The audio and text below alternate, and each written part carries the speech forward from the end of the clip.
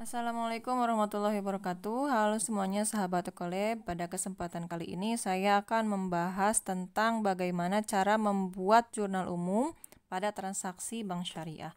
Tapi sebelum itu saya akan coba jelaskan terlebih dahulu sedikit tentang jenis-jenis transaksi yang ada di bank syariah.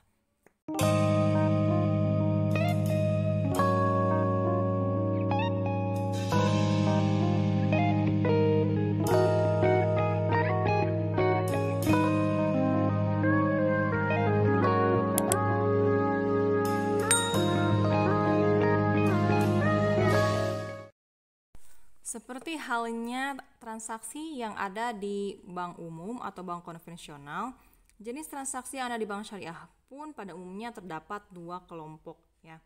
Kelompok transaksi. Yang pertama, kelompok transaksi penghimpun dana ya, penghimpun dana.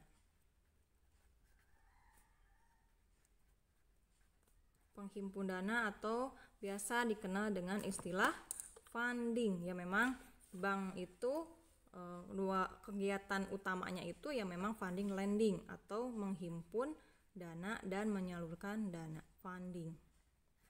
Oke, ini jenis transaksi funding. Dan jenis transaksi yang kedua adalah transaksi lending.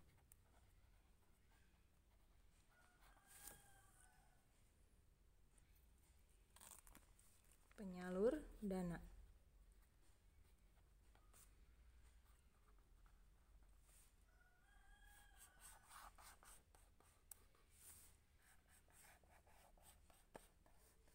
Nah, ini dua kelompok transaksi yang ada di bank syariah, transaksi penghimpun dana dan transaksi penyalur dana atau funding dan lending. Nah, di bank syariah untuk jenis transaksi yang termasuk kelompok penghimpun dana itu menggunakan beberapa akad. Yang pertama ada akad wadiah dan juga ada akad perkongsian atau kerjasama. Nah, akad wadiah ini contoh produknya ada tabungan wadiah, ada giro wadiah. Nah, sedangkan akad perkongsian ini menggunakan akad mudorobah atau musyarakah ya, contohnya tabungan mudorobah atau giro mudorobah.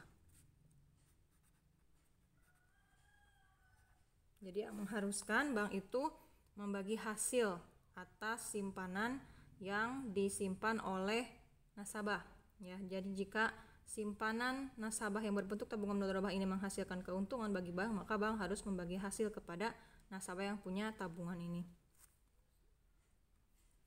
Nah, produk yang menggunakan akad wadiah ini oleh bank termasuk atau dimasukkan ke dalam kelompok utang jangka pendek ya, seperti halnya di bank umum tuh ya. Kalau kita mempunyai tabungan seperti biasa, nah itu tabungan itu dianggap sebagai utang lancar oleh bank.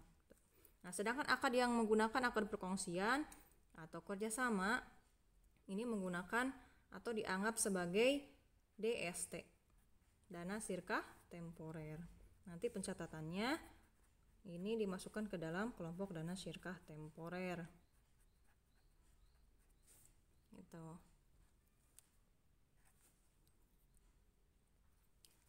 Kemudian untuk transaksi yang termasuk kelompok penyalur dana atau lending, ini bank syariah menggunakan akad-akad seperti akad utang piutang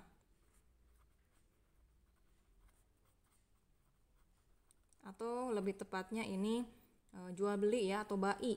Kenapa disebut akad utang piutang? Ini mungkin karena dalam jual beli ini biasanya terdapat utang piutang gitu, tapi bukan utang piutang dari pinjaman uang gitu ya.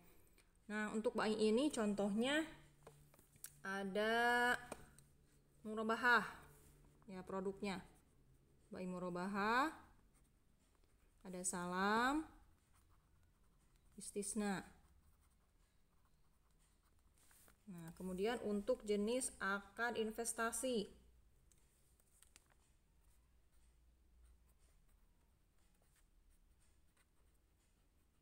atau bagi hasil. Nah, ini biasanya ada istilah nisbah di sini, bagi hasil. Persentasenya nanti bagi hasilnya berapa persen. Ini contohnya, contoh produknya ada mudorobah, musyarakah, zaro'ah, musaqah. Nah, selanjutnya ada akad sewa. Nah, akad sewa ini contoh produknya ijaroh namanya. Kemudian ada tambahannya itu biasanya yang sifatnya jasa, tapi ini produk ini bukan produk utama, biasanya ini produk tambahan saja. Misalnya produknya itu kafalah, hawalah, rahan, kemudian ada qard,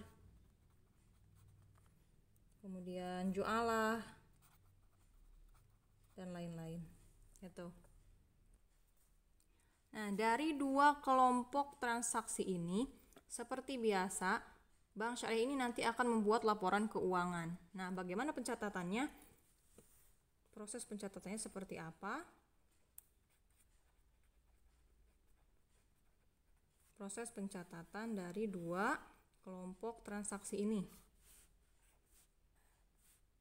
Nah, ini sama saja dalam membuat laporan keuangan, itu prosesnya sama seperti halnya badan usaha atau perusahaan lainnya.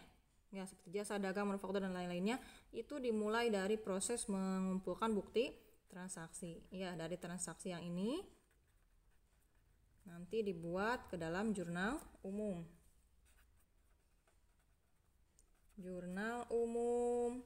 Kemudian dari jurnal umum ke buku besar, diposting ke buku besar, kemudian ke neraca saldo, ke AJP, kemudian neraca lajur.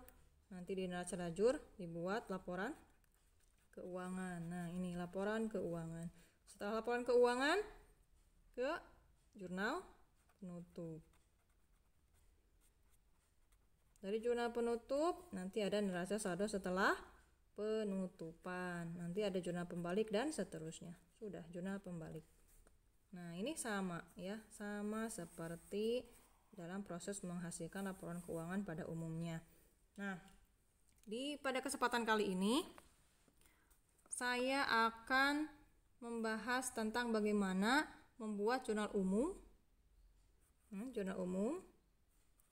dari kedua transaksi ini. Nah, tapi yang pertama saya akan jelaskan adalah transaksi yang termasuk penghimpun dana. Ya. Nah, berikut adalah contoh transaksi dari transaksi penghimpun dana dan bagaimana pencatatannya ke dalam jurnal umum.